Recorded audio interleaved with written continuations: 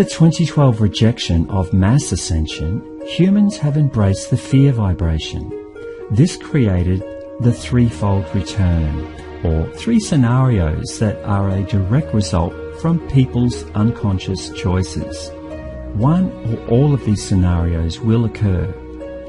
Humanity still can change the outcome, but it is very unlikely now.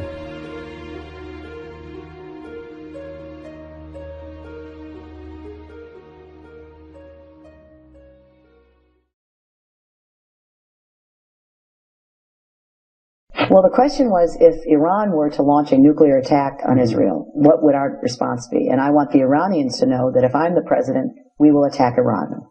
And I want them to understand that, because it does mean that they have to look very carefully at their society. Because whatever stage of development they might be in their nuclear weapons program in the next 10 years, during which they might foolishly consider launching an attack on Israel, we would be able to totally obliterate them. That's a terrible thing to say, but those people who run Iran need to understand that, because that perhaps will deter them from doing something that would be reckless, foolish, and tragic. Scenario 1, World War III. Hillary Clinton is quite possibly the most corrupt and evil person to ever run for President of the United States. Previous title holders were Lyndon B. Johnson, the man that quarterbacked the JFK assassination, and Dick Cheney, the man that quarterbacked 9/11. But these guys look like Boy Scouts compared to what Hillary has in mind. Anyway, if Hillary gets elected, then she will start World War III, no question about it. The system of bankers and global interests she works for want World War III. War is a banker's dream. They make a lot of money no matter who wins. These people are hardcore psychopaths. They have no empathy for any other human except their own family, and even then, some of them get killed if they don't play ball. Read my second book for the whole story, and it will shock you. They want a war with Russia and China. And for the last 12 months, they have been doing everything they can to provoke those countries. They need Russia or China to shoot first. That way, they can justify a world war, and the sheeple will support it. But if those countries won't come to the party, they have armed and trained North Korea with a nuclear weapon as Plan B. If Russia or China don't fire first, they will get North Korea to do it in a false flag nuclear attack, or maybe a dirty bomb attack, on a major US city. They hope that the loss of hundreds of thousands of American lives will spur that nation and its allies into full-blown world war. Again, as I point out in my second book, they want to fulfill the playbook of their guru, Albert Pike, who was a 33-degree Freemason, a Satanist, and founding member of the Ku Klux Klan. Pike spoke how they will create 3 world wars. The first and second were exactly as he said that they would be, so there is no reason to doubt that the third will follow his game plan. After 10 years or so of this total world war, the people will grow weary. So when that time comes, the New World Order people will hold secret meetings with their enemy, China. They will promise China a backdoor deal to end the war. But to do so, China must stab their ally Russia in the back. In exchange, there will be an armistice. China will be given complete control of the Asia-Pacific, including Australia, Japan, and New Zealand. Russia will be obliterated, fulfilling Nathan Rothschild's wish. The New World Order will control the rest of the world. All countries will live under a communist regime most resembling neo-feudalism. That is, a world of the very wealthy and the very poor, no middle class. The only reason why this has not already happened is because of one man, Vladimir Putin, Party New World Order. That is why the mainstream media are demonizing him. Trust me, when the media turn on someone, it is usually to turn public opinion against them, because that person represents a threat to the establishment. Now, here is the big curveball. Mr. Obama does not want to give up his cushy life in the White House. So he may use a false flag or the upcoming earth changes to suspend the elections indefinitely. So chances are there will not even be an election in 2016, and Obama will be America's last president, and that is not set in stone just yet. But for the record, Obama is a card-carrying, die-in-the-wall communist. He honestly believes he would make a great, benevolent dictator. Read the book Animal Farm to see how that works out. Scenario 2. Islamic Caliphate.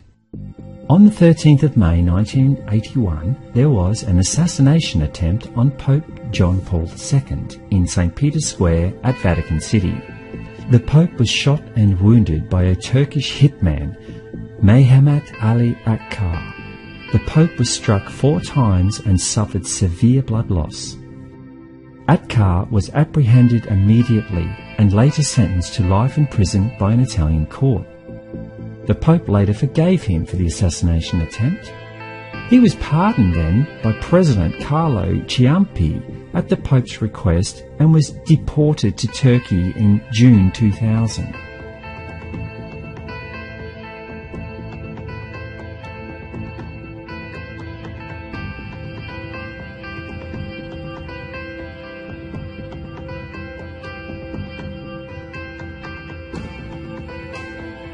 Akkar published his autobiography in Italy in 2013. His book is called I Was Promised Paradise. He claims that he worked for an Islamic black magic cult. The Grey Wolves invoke jinns, otherwise known as demons. That group has since morphed into ISIS. They have a prophecy that their Messiah, the Mahdi, will bring about the destruction of the West and Christianity. In fact, Akkar says in his book, basically, it's really as if the world finishes in favour of a new era. Go into any mosque around the world, listen to what they say about the return of the Mahdi. They all say the same thing. Soon, very soon indeed, he is arriving. What does this mean? That a part of Islam is sharpening their weapons. The return of the Mahdi will bring bloodshed. If the Mahdi will not manifest himself, their will materialize him. And in short, the Islamic fundamentalist will set fire to the whole Western world. So basically, this band of evil men hope to use black magic to invoke a powerful dark entity that they call the Mahdi. On the date 13 May 2017, the Islamists plan to unleash hell onto the Western world. That is why they have been slowly positioning their people into every Western country on the planet. The refugee crisis in Europe is the last stage of positioning the chess pieces. It is their specific intention to destroy the Vatican in Rome. Pope John Paul II strongly believed that this was the third prophecy of Fatima. The prophecy of Fatima was given to the world on May 13, 1917. The first 2 prophecies were released almost immediately. However, the third prophecy was supposed to be released to the world in the 1960s, but for some reason it was kept sealed. On May 13, 1981, on the anniversary of the original prophecy of Fatima, Pope John Paul II was en route to St. Peter's Square to deliver the third and final prophecy. He was adamant that the people deserved to know what it contained. Before he could reveal the prophecy, however, he was shot down by Mehmet Ali Akkar. The Grey Wolves, now ISIS, did not want their plans revealed to the world. The third prophecy of Fatima contains their plans to destroy the Vatican and the Western world, and they want to do it on a special date of May 13, 2017. Many of the Vatican cardinals have secretly converted to Islam in hope to save their skins when the time of destruction comes. They want to be part of the New World Order One Religion. A new Vatican II is under construction. It is called the Temple of the Work of the Holy Spirit, and it is located in Palestrina, just outside Rome. Its design was strongly influenced by the ancient sacred site at Göbekli Tepe, discovered in 1996. The Göbekli Tepe site was originally part of the Brotherhood of the Serpent, which I talk about in Book 1, connected to the priest class that became the Illuminati. This new temple is supposed to be for the one world religion and will begin after the destruction of the Vatican. Notice how the inside looks like a mosque where followers kneel on their mats to worship. Construction is expected to be completed in 2019. Scenario 3. The return of Nibiru.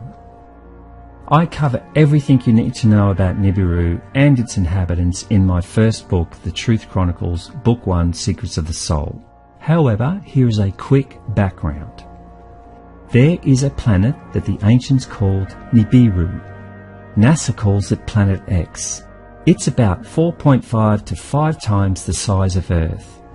It belongs to a small solar system whose star is a dwarf star known as Nemesis. All up, the Nemesis system has 7 planets, and Nibiru is its largest and is the only one that's inhabited by beings called the Anunnaki. It has a dusty red atmosphere that creates wings on each side, so the ancients always depicted Nibiru as a winged disk. Nibiru passes the Earth around every 3,500 years or so. Sometimes it comes close, and sometimes it comes really close. The last time it came really close, it stripped the atmosphere of Mars, sending all of the Martian oceans into space. The Anunnaki that were based there had to evacuate and come to Earth. On Earth, it caused the Antarctic ice sheet in the south to break off, causing a global tsunami that the Bible refers to as the Flood of Noah. This flood and ensuing cataclysm was documented by dozens of native peoples all over the world. The Anunnaki monitored this whole episode from a satellite they put into orbit. This satellite is still in orbit and is now known as the Black Knight satellite. As Nibiru approaches Earth, the gravitational forces begin to make their presence known. The much stronger gravity of Nibiru begins to heat up the Earth's core. Between the Earth's core and the outer layer, known as the crust, is an area called the mantle. The mantle is the most solid bulk of Earth's interior. It lies between Earth's dense superheated core and its thin outer layer, the crust. The mantle is about 2,900 kilometres or 1,802 miles thick and makes up a whopping 84% of the Earth's total volume. As Nibiru approaches, the mantle becomes superheated. This increases its viscosity until it becomes liquefied. As this happens, more and more volcanoes begin to become active. Earthquakes start to happen the earth changes became undeniable. A video put out by SOTT, or Sign of the Times, details each day of April and what earth changes happened on each day. When you see this, you will be left in no doubt that the countdown has begun.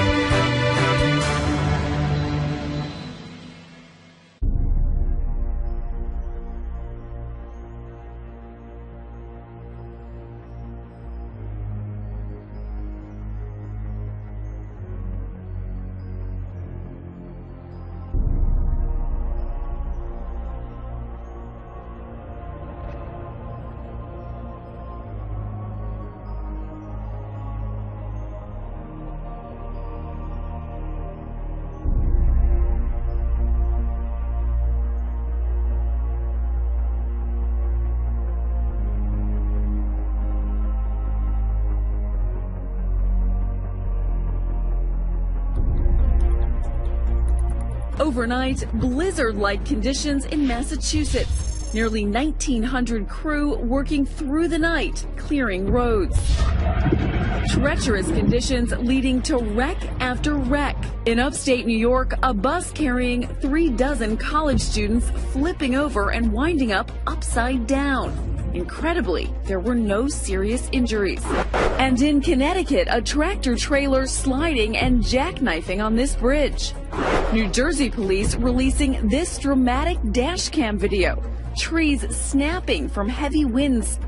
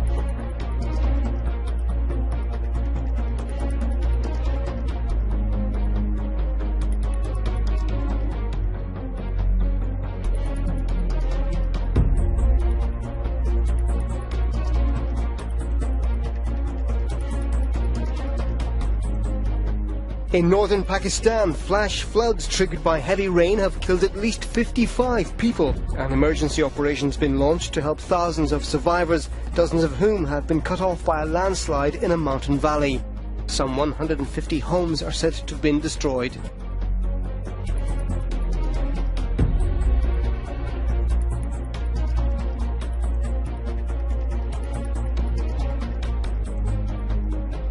These earth changes are what I was told about 20 years ago, and they are happening right now.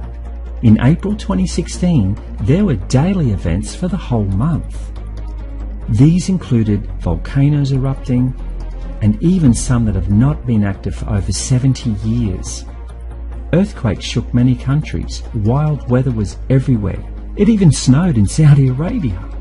And of course, scientists revealed that 90% of the Great Barrier Reef off the coast of Australia is now bleached. Exactly as I spoke about 20 years ago. Back then, I correctly predicted that the signs would become more obvious after 2012, leading up to 2020. But I must admit now that it appears I got that timing slightly wrong. I now have good evidence that it will come much earlier than 2020. Earthquakes, volcanoes and wild weather will only get worse as Nibiru approaches. However, the real showstopper comes next. Meteorites. Nibiru passes through the Kuiper Belt, which is made up of billions of asteroids and chunks of ice. Some of these objects are as large as Pluto, while others are only the size of a pea. It will also pass through the asteroid belt between Mars and Jupiter. As Nibiru passes through the Kuiper Belt and the asteroid belt, it drags millions of rocks and debris with it, trailing millions of kilometres behind it. As it approaches the Earth, many of the asteroids. However, some of these meteors can weigh as much as 30 kilograms or 65 pounds of solid iron. So when they fall from space and hit the ground, they will explode. It would be like being in the middle of a World War I artillery barrage. There could be as much as 1 month of these meteor showers, but they will vary in intensity and in size and duration. Some days will be worse than others.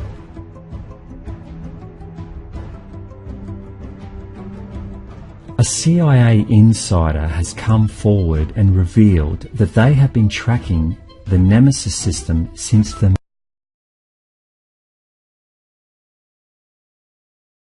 They now know it will swing by very, very close to Earth this time, within about 50 million kilometres. Now, that's like a stone's throw in astrological terms. This is going to cause a pole shift. Remember how we said the mantle will heat up and become liquid? This will cause the outer crust of the Earth to slip. As Nibiru passes at its closest point, the Earth crust will slip in the direction of Nibiru's gravitational pull. Thus, we can expect the slip will be from the South Pole to the North Pole. So all the landmass of Earth will move at about 1,400 kilometres per second, or 0.86 miles per second, south to north, then abruptly stop. The sudden stop will cause all of the oceans to slosh up, then go back in the opposite direction they came from.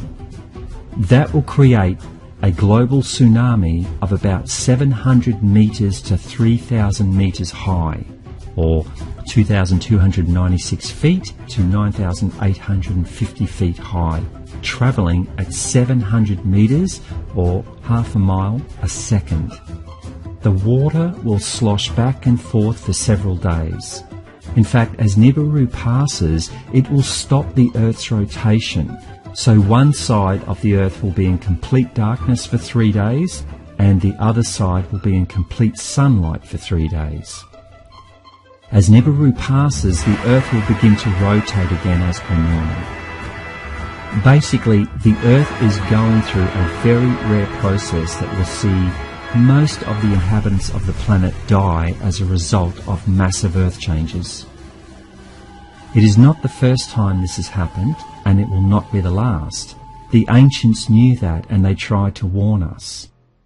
That is why they built their monuments in massive stone blocks. The reason why so many will die is because they do not want to know. They do not want to listen. They do not want to be part of one of the most exciting times in this planet's history, the Ascension. Humans were given a choice, and they chose fear. We all live in a kleptocracy now.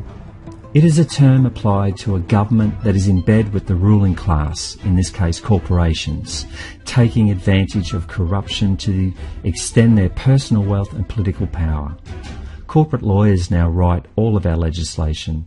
They write the laws to benefit the corporations, protect them from prosecution, and maximise the ability to make a profit, even at the expense of the people and the environment.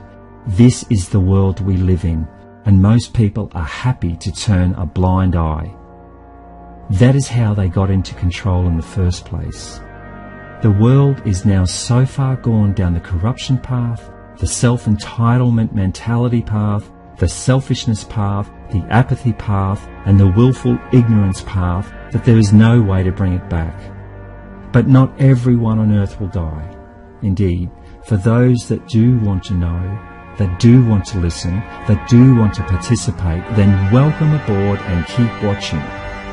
What the Palladians were telling me that night was, like myself, many others were being asked to not only preserve life, but to build a new way of life and to get the message out to as many people as possible. By following their instructions, I could be assured that the second vision, that of happy people in the hills, would be a reality, your reality, and that of anyone else that cares to join in.